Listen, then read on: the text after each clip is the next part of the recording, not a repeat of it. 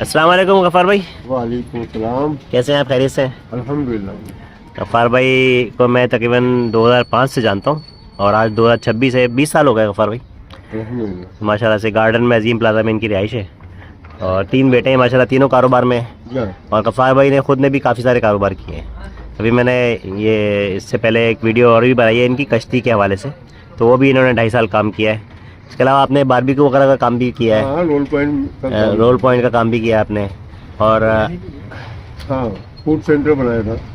अच्छा, और आपने ये 2 बेटों को उसमें लगाया हुआ है माशाल्लाह से, वुड पैलेट ये के वुड पैलेट के काम के अंदर वो काम सही चल रहा है माशाल्लाह। अल्हम्दुलिल्लाह, शुक्र अल्लाह। ये कहाँ पर है इसका? ये इंडस्ट्रियल एरिया साइड था ना।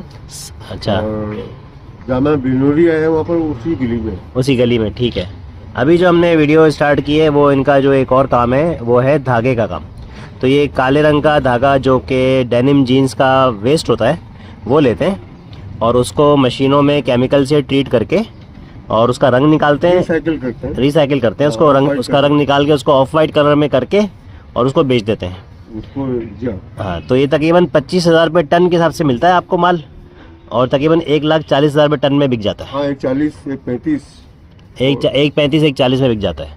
तो 25,000 रुपये टन में जो माल मिलता है उसके बाद भी उस पर केमिकल लगता है, वो असल खर्चा है, जो सारा खर्चा वही है।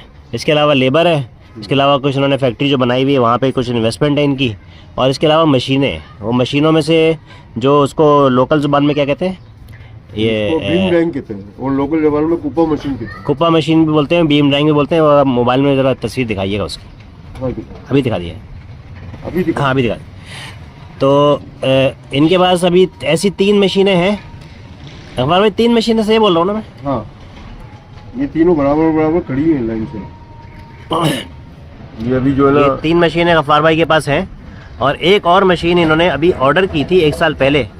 तो जिस वक्त ऑर्डर की थी उसकी कीमत 7.5 लाख रुपए थी और लेकिन अब ये है कि जो है ना वो उस पर आपने 3 लाख रुपए पेमेंट की थी, जिसमें से आपके 20,000 बचे, वो 280 बचे गए उसके पास। अभी आपको 5,70,000 रुपये और मज़ीद पेमेंट करके वो मशीन उठानी है तो आपको पड़ जाएगी 8.5 लाख रुपए की। अब आप ये चाह रहे हैं कि वो मशीन की कीमत आप खुद ना दें बल्कि कोई और उस मशीन को ख़रीद ले और आपके काम में इन्वेस्टमेंट के तौर पे रखवा दे उसको। उसके 2 तरीके हो सकते हैं कि वो अगर आपके काम में इन्वेस्ट कर रहा है तो उसको प्रॉफिट में से हिस्सा दे दें, लेकिन अगर प्रॉफिट में वो हिस्सेदार बनेगा तो फिर नुकसान में भी हिस्सेदार बनेगा। बिल्कुल सही है, क्योंकि अगर नुकसान हो रहा है तो फिर उसको उसके पैसे कम भी हो सकते हैं। और दूसरा तरीका आपने ये बोला है कि आप मशीन कोई ख़रीद कर आपके पास आपको किराए पे देते हैं, आपके पास ही रखी होगी, आप उसका महीने का किराया अदा करते रहेंगे।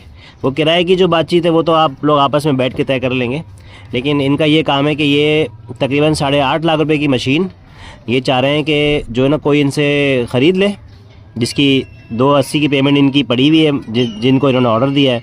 570 की पेमेंट और इन्होंने करनी है, मशीन बन के आ जाएगी, उससे इनकी प्रोडक्शन की कैपेसिटी बढ़ जाएगी। अभी आप लोग तकरीबन 4 टन माल निकाल रहे हैं, फिर 6 टन के करीब, 6 टन तक आप निकाल लेंगे इंशाल्लाह 1 महीने का। और इन्होंने मुझे बताया कि तकरीबन 25 से 30% तक प्रॉफिट है। हाँ, 25 से 30। अगर 25,000 रुपये का आपका रॉ मटेरियल आ रहा है, काला धागा आ रहा है, उसको आप बेच रहे हैं 1.35, 1.30 का, 1.40 का बेच रहे हैं अपना टन, और उस पर केमिकल का खर्चा है, लेबर का खर्चा है, सब मिला मिलू के करने के बाद आखिर में जब आप उसको बेचते हैं तो 25 से 30% प्रॉफिट निकलता है। हाँ, तकरीबन। तो अब ये जो 1.40 का 25 हमने निकाला था, ये तकरीबन 6 टन माल के बाद 2.5 लाख बन रहा है गफ़ार भाई, प्रॉफिट है ना। हमने सब असल में मैंने गफ़ार भाई से पहले सारा इंटरव्यू कर लिया है, ये तो मैं वीडियो में शॉर्ट सब चीज़ें बता रहा हूँ। तो तकरीबन 2.5 लाख तक का प्रॉफिट इसके अंदर जो है ना वो बन रहा है। अगर आप ये डील करना चाहते हैं कि आप मशीन ख़रीद के किराए पे इनको दे दें तो उसमें आपको किराया मिल जाएगा मशीन का, वो फिर आप तय कर सकते हैं आपस में। उसके अंदर फिर ये ऑप्शन आप ये दे रहे हैं कि अगर आपके पास जब भी हाथ खुला होगा तो आप वो मशीन वापस ख़रीद भी सकते हैं। बिल्कुल। जिसने मैंने अगर इन्वेस्टमेंट किया, मैं चाहता हूँ मेरे पैसे मुझे वापस मिल जाए, तो वो मशीन उसके लिए आप कह रहे हैं कि 1 साल का कम से कम टाइम चाहिए आपको। बिल्कुल सही है। और दूसरी सूरत ये है कि कोई प्रॉफिट में शरीक होता है तो फिर तो ये है कि अगर जितनी इन्वेस्टमेंट आपने की हुई है, अगर उतनी ही इन्वेस्टमेंट वो करता है, जैसे आपकी 4 मशीनें और भी है ना, और आपने अभी जो नई जगह ली है वहाँ पे आपने कितने 4 लाख रुपए खर्चा किया, ठीक है। वो तो जगह बिज़नेस की वैल्यूएशन जो होती है ना, उसमें एक चीज़ देखी जाती है कि कितना सामान मौजूद है, जगह पे कितना खर्चा किया हुआ है, ठीक है। और उसके बाद फिर जो है ना वो उस वैल्यूएशन के हिसाब से देखा जाता है कि आपने कितना पैसा लगाया, मैं कितना लगा रहा हूँ। अगर आपका 10 लाख लगा हुआ है, मैं भी 10 लाख लगा रहा हूँ, तो इसका मतलब है कि प्रॉफिट जो आएगा उसके अंदर हम बराबर के शरीक हैं। लेकिन अगर नुकसान होता है तो उसमें भी दोनों बराबर के शरीक हैं, जिन लोगों ने पैसा लगाया है। और जो बंदा काम कर रहा है वो नुकसान नहीं भरता। इस्लामी उसूल यही है, क्योंकि उसका तो नुकसान टाइम का हो गया ना, उसने तो वक्त लगाया अपनी मेहनत की। तो ये दोनों ऑप्शन मौजूद हैं गफ़ार भाई के साथ। अगर आप इन्वेस्टमेंट करना चाहते हैं तो इन्होंने ये ऑप्शन दिया है। इन्होंने एक और मशीन का मुझे बोला है कि वो इनके पास मौजूद है, और उसके भी पैसे अगर वो भी कोई इनसे ख़रीद के 5.5 लाख रुपए उसकी कीमत है, वो भी कोई अगर ख़रीद के इन्वेस्ट करता है तो वो पैसे इनके पास आ जाएंगे वर्किंग कैपिटल के तौर पे। वर्किंग कैपिटल जितना ज़्यादा होगा उतना ज़्यादा ये माल आगे क्रेडिट पर दे सकते हैं, क्योंकि इसमें माल थोड़ा आपको कम से कम 1 महीने के क्रेडिट पर देना पड़ता है। ऐसा ही है, 20 दिन लग जाते हैं, 15 से 20 दिन आ जाए रिकवरी में। और उसमें फिर ये है कि उसका अगर अच्छा वो आपको फ़र्ज़ करें नहीं मिलते, आपका काम स्टार्ट हो जाएगा एक मशीन से। ये जो आप 8.5 लाख वाली मशीन है, एक मशीन से भी मैं रनिंग कर सकता हूँ। दो मशीन का अगर कोई नहीं चाहे तो एक मशीन का इन्वेस्टमेंट। गफ़ार भाई अभी आपको पैसों की ज़रूरत है ना, 2 काम के लिए। अभी हमने हिसाब लगाया ना, 5,70,000 रुपये आपने पेमेंट करनी है, और तकरीबन इतना ही 5,40,000 रुपये का आपको रॉ मटेरियल और वो सब चाहिए, केमिकल और वो चाहिए। तो पहले क्या चाहिए आपको? पहले वो मशीन चाहिए, पहले रॉ मटेरियल चाहिए? रॉ मटेरियल पहले चाहिए ना। तो ये ठीक है, ये बात वाज़ी हो गई। रनिंग में कारोबार है मेरा। हाँ, ऑन स्पॉट हम काम कर रहे हैं। हाँ, लेकिन आपके पैसे फंसे हुए हैं पार्टियों के पास अभी भी। और कुछ नुकसान भी किए मैंने पिछले 1 साल में। अच्छा, कुछ नुकसान भी किए। नुकसान की क्या सूरत हो सकती है? नुकसान की ये सूरत है कि हमारा माल जो है ना खराब बन गया, हमसे माल खराब बना। अच्छा, तो उसमें कच्चा बन जाता है तो वो जो है ना यूज टू नहीं होता, वो आगे बिकता नहीं, फिर आगे नहीं बिकता, फिर वो बहुत कचरे के दाम में बहुत कम रेट मिलता है उसके अंदर। ये नुकसान की सूरत हाल है इसका। ऐसे नुकसान भी झेले हैं मैंने। ठीक है, ये मुश्किल ऐसी है कि ये काम ये तो कारोबार है, कारोबार का हिस्सा है, कारोबार का हिस्सा है। इनकी फैक्ट्री साइड एरिया में है? नहीं, अब मैं चला गया हूँ बिजली नगर में, औरंगी टाउन। बिजली नगर औरंगी टाउन? हाँ, बिजली नगर सही है। और फ्रंटियर कॉलोनी या फ्रंटियर मॉल पड़ता है, मेट्रो वेल की तरफ। चलें ठीक है, आप लोगों को किसी को अगर फैक्ट्री विजिट करनी हो, काम होते हुए अपनी आंखों से देखना हो, माल जो रखा हुआ है वो देखना हो, या जिन पार्टियों को ये माल बेचते हैं, जो ये तकरीबन 2.5 साल से धागे का काम कर रहे हैं ना तकरीबन। वैसे तो ये डाइंग की फील्ड में 8 साल से हैं, लेकिन ये धागे वाला काम इन्होंने, डाइंग की फील्ड में बहुत सारे काम होते हैं, इससे पहले लेस की डाइंग वगैरह इन्होंने की है। अब इन्होंने ये लाइन ये पकड़ी हुई है कि धागा उसका रंग निकाल के उसको काले धागे को ऑफ वाइट करके बेच रहे हैं। तो इस लाइन के अंदर जो भी इन्होंने आगे माल बेचा है, मैंने इनसे बोला था कि आपकी कोई बैलेंस शीट कोई हो, तो वो तो इन्होंने मेंटेन नहीं की हुई। हाँ, लेकिन ये है कि थोड़ा बहुत आप कुछ बना लीजिएगा, और जो इन्वेस्टर हो ना उसकी तसल्ली के लिए आपको फिर उन लोगों से मिलाना पड़ेगा कि जो लोग जिनको आप माल बेचते हैं। अच्छा, सही है, उससे ये सारी वजाहत हो जाएगी कि भाई माल उनकी जो ना वो कितनी डिमांड होती है महीने की। अगर आप 6 टन बना रहे हैं तो 6 टन आप बेच भी सकते हैं कि नहीं बेच सकते। जैसे आपने तो बोला कि कितना भी बना लूँ बिक जाएगा। कई लोग ऐसे मिले मेरे को कि वो कम प्रोडक्शन की वजह से मुझे छोड़ गए। अच्छा, उनको महीने का 15 टन रिक्वायर्ड था। सही है, मेरी प्रोडक्शन 4 टन 3 टन के अंदर थी। सही है। देखें, आप लोगों के सामने ये बात वाज़ी हो गई कि इसमें सेल का मसला नहीं है, ये इस माल की आगे डिमांड बहुत है, और जो मार्केट में रेट चल रहा है और भी लोगों ने फैक्ट्री लगाई हुई उसी रेट पे ये बेचते हैं। अच्छा, रॉ मटेरियल मिलने की तो कोई इसमें इशू नहीं है। एक गोदाम में 100 टन पड़ा हुआ है अभी। अच्छा, हाँ, शेषा के गोदाम तो मैं भी देख कर आया हूँ। एक गोदाम में 100-200 टन माल पड़ा हुआ है। अभी मैं देख कर आया था होजरी का कपड़ा, तो वो उन्होंने बताया कोई 160 रुपये किलो, और वो बता रहे हैं कि हमसे लेके जाते हैं लोग, और इसके ना वो बनाते हैं, ये जो गाड़ी साफ़ करने के कपड़े नहीं होते, कटिंग करके वो बनाते हैं लोग। तो खैर, हाँ, ये बात तो सही है कि माल तो मिल जाता है, सिर्फ रेट का फ़र्क होता है ऊपर नीचे, माल तो मिल जाता है। 2-4-5 रुपये का फ़र्क से मिल जाता है।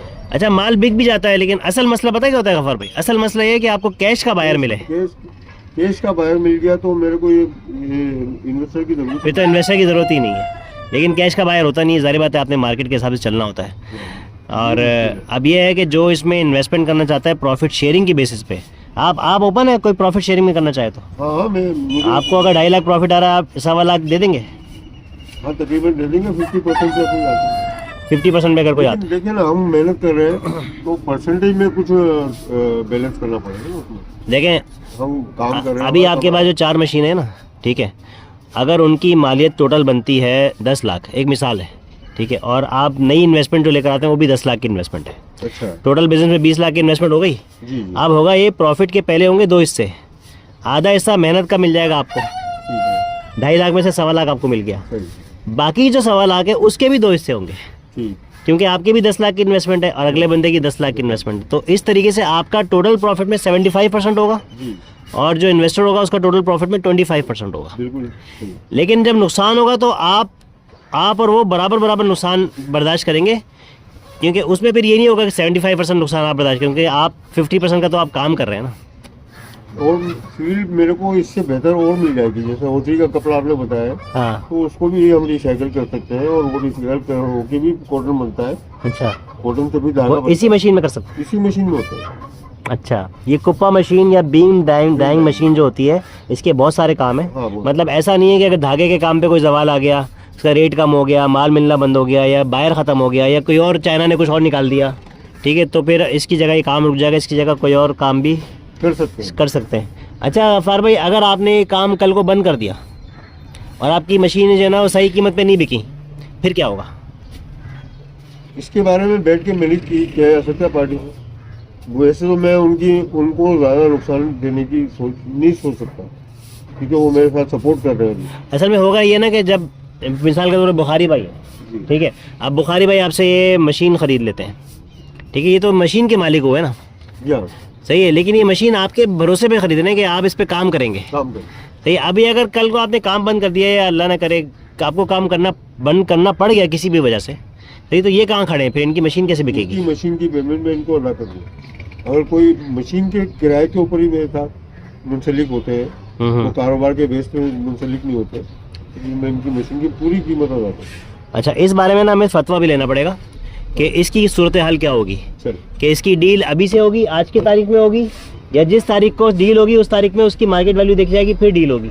मेरे हिसाब से जिस तारीख को डील होगी ना बाद में, जी तो फिर मार्केट वैल्यू देखी जाएगी। लेकिन इस पे ये अगर आप ये कोई ऐसा कोई डील करें ना तो इस पे ज़रूर बेनरी टाउन से फतवा ले लीजिएगा, ताकि वो आपको सही गाइड कर दें कि इसका हमने क्या इसकी क्या तरीक़ाकार। मैं चाहता हूँ कि कारोबार में इन्वेस्टमेंट करें, बराबर की बुनियाद पे काम करते हैं, सही है, तो बाकायदा उसका रिकॉर्ड बनेगा फिर हर चीज़ का। हाँ, फिर वो तो एक सेल लिखी जाएगी फिर तो उसके अंदर, फिर वो जिस तरह अभी चल रहा है फिर वो नहीं होगा। क्या अब तो अपना कारोबार था ना, कोई शेयरिंग नहीं थी, माल आ गया पैसे दे दिए, चलो कोई रिकॉर्ड नहीं बनाया, माल बेच दिया। अच्छा, एक बात है, अभी आप बता रहे थे कि आपका जो फैक्ट्री थी उसका किराया था 76,000 रुपये, हाँ बात और अब आपका किराया हो गया 40,000 रुपये, 40 तो ये समझे 36,000 रुपये तो बच गए ना आपके। ना तो इसका मतलब है अब आपके प्रॉफिट की परसेंटेज है 25 से 30% से बढ़ के शायद 35 तक भी चली जाए।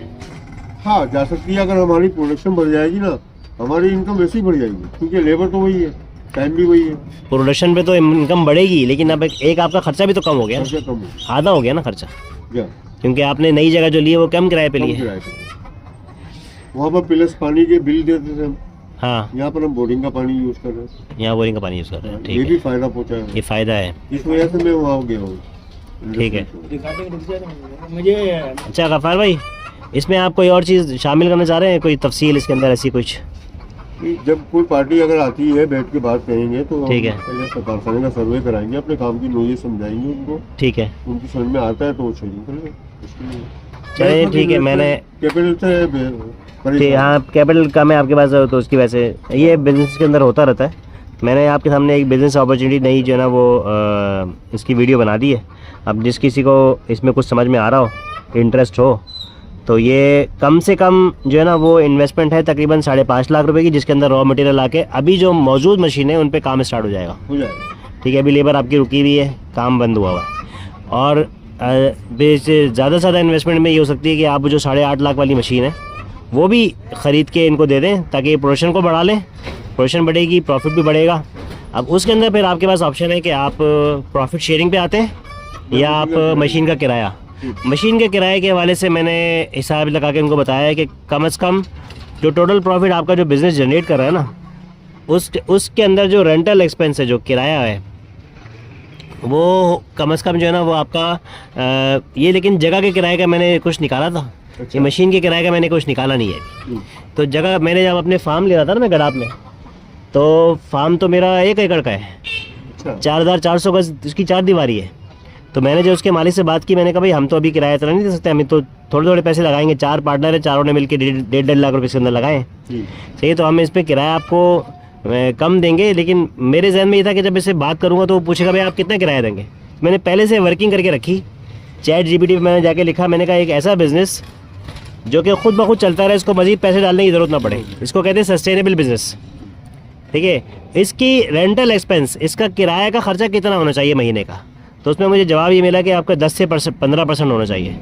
फिर मैंने अंदाज़ा ये लगाया कि अगर फार्म के ऊपर मैं 20 जानवर पहले साल में मुझे मिल जाते पलाई के, जी बन रही है, अगर 20 जानवर मुझे पलाई के मिल जाते तो उसमें से अगर मुझे 5-5 हज़ार रुपये भी अगर प्रॉफिट होता है तो 1 लाख रुपए के प्रॉफिट के ऊपर 10 से 15% बनता है, तकरीबन 12,500 रुपये। तो मैंने वो फार्म के जो ओनर है उनको 12,500 रुपये रेंट की ऑफ़र की थी। अच्छा। फिर उन्होंने मुझे नेगोशिएट करके बोला भाई आप एक काम करो, पहले 6 महीने के लिए 15,000 रुपये रेंट कर लो, ये है बहुत कम, लेकिन जब आप काम को बढ़ा लोगे फिर हम 6 महीने बाद इसको देख लेंगे, अगर काम आपका बढ़ गया तो बढ़ा देंगे, वरना चलाते रहेंगे। और 2 साल तक का ये है कि 2 साल तक अगर हमने काम को सही कर लिया, पूरे फार्म को इस्तेमाल में सही ले आए, तो फिर हम इसको किराए को लेके जाएंगे फुल कैपेसिटी पे। भाई फार्म में 60 जानवर खड़े हो सकते हैं और आगे 7 एकड़ ज़मीन है, उस पर फसल लगाई जा सकती है। तो ये मैं आपको समझा ये रहा था। आपने जैसे पूछा ना कि आप बताएं मैं मशवरा दूं, तो मैंने आपको मशवरा ये दिया है कि जगह का किराए के हवाले से तो ये फार्मूला है, मशीन के किराए के हिसाब से हमें और लोगों से मशवरा करना पड़ेगा कि हम ऐसा किराया रखें कि जिसमें आपको भी नुकसान ना हो, भारी ना पड़े, और जो बंदा पैसे लगा रहा है उसके लिए भी अट्रैक्टिव हो कि भाई मुझे कोई इतना किराया इसके अंदर मिल रहा है। मुनासिब मिले। वैसे तो हमारे दीन का मिजाज ऐसा है कि किराया वाला काम ना इतना पसंदीदा नहीं है। ये है कि आप बिज़नेस करें और नफ़े के ऊपर काम करें। नफ़ा आमतौर पे किराए से हमेशा ज़्यादा ही होता है, लेकिन उसके अंदर नुकसान का चांस मौजूद रहता है। बिल्कुल। तो ये अब ये जो इन्वेस्टमेंट जो कर रहा है, सारी बात है, जिसका पैसा है वो जिस हिसाब से सोचता होगा वैसे करेगा। ठीक है, मैं बयान कर रहा हूँ। अच्छा।